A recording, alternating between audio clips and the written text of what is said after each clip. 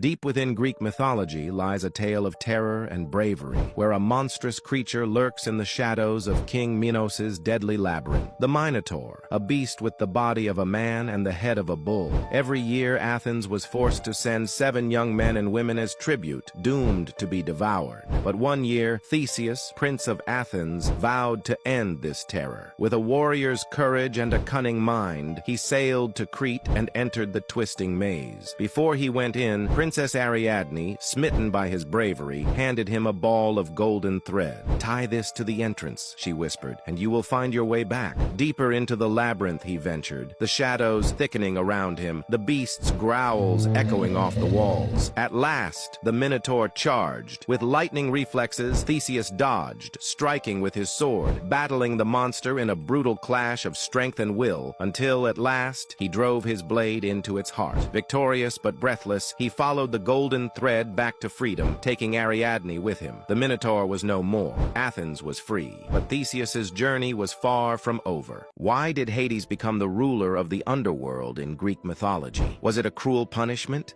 A fate worse than death? To dwell in the shadowy depths beneath the earth? Not at all. It was simply a matter of chance. When Zeus, Poseidon, and Hades defeated their father Cronus, they cast lots to divide the world. Zeus claimed the sky, Poseidon took the sea, and Hades drew the underworld. But instead of bitterness, Hades embraced his fate. He stepped into the shadows and built a kingdom, not of chaos, but of order. He became the silent guardian of the dead, ensuring justice, punishing the wicked, granting peace to the worthy. While mortals feared him, he was no villain, only a ruler of necessity. Unlike his brothers, Hades did not seek power or glory. He ruled with quiet strength, an unshaken force in a world where even gods could falter. Ares, the Greek god of war, was a force of pure destruction, fierce, bloodthirsty, and unstoppable. Yet, for all his might, he was never truly loved, not by the gods, not by mortals. Even Zeus, his own father, saw him as little more than a savage brute. Unlike his sister Athena, who fought with strategy, Ares thrived in chaos, reveling in the screams of battle and the clash of swords. But war wasn't Ares' only passion. He fell for Aphrodite, the goddess of love, in a scandalous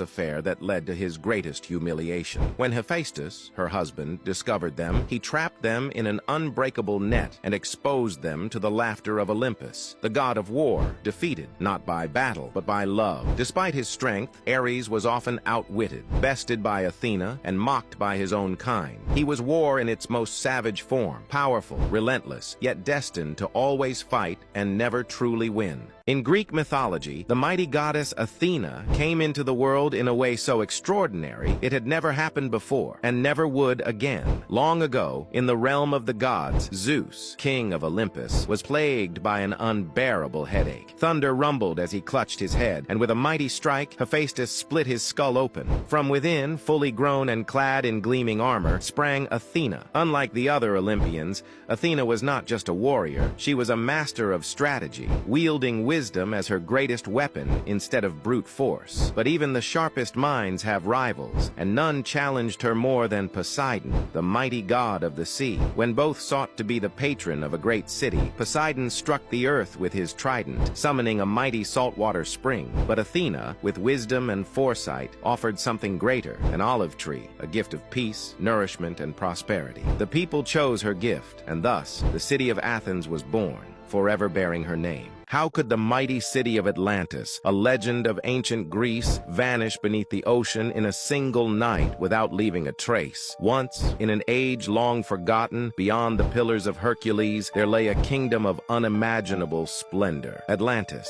a paradise of towering marble palaces, golden temples, and streets paved with precious jewels. The Atlanteans, blessed by the sea god Poseidon, harnessed technology and magic far beyond their time, ruling the oceans with wisdom and power. But with greatness came arrogance. Their thirst for conquest grew insatiable, their hearts hardened by greed. The gods watched with sorrow, then with anger. One fateful night, the skies roared with thunder, the earth shook with fury, and the sea rose like a monstrous beast. Waves swallowed Atlantis whole, dragging its wonders into the abyss, never to be seen again. Atlantis remains one of the world's greatest mysteries. Was it a warning, a legend, or a real civilization lost to time. Some believe its ruins still sleep beneath the ocean, waiting to be discovered.